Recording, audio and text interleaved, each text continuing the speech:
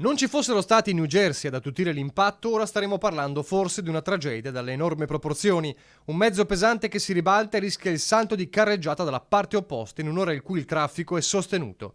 Accade tra Cessalto e San Donà di Piave lungo la 4 poco dopo le 11. Fortunatamente il bilancio finale è di inevitabile disagio al traffico, più di 5 km di coda, ma di nessun ferito. I blocchi che delimitano la corsia di sorpasso della carreggiata opposta sono stati spostati dallo scontro, ma il mezzo è rimasto dov'era.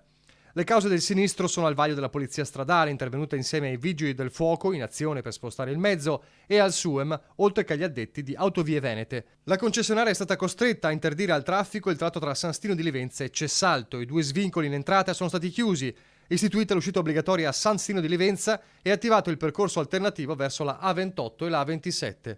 Un giorno di ordinario disagio lungo la 4, ma almeno stavolta senza il dramma di una croce da contare nel tragico bilancio delle strade venete.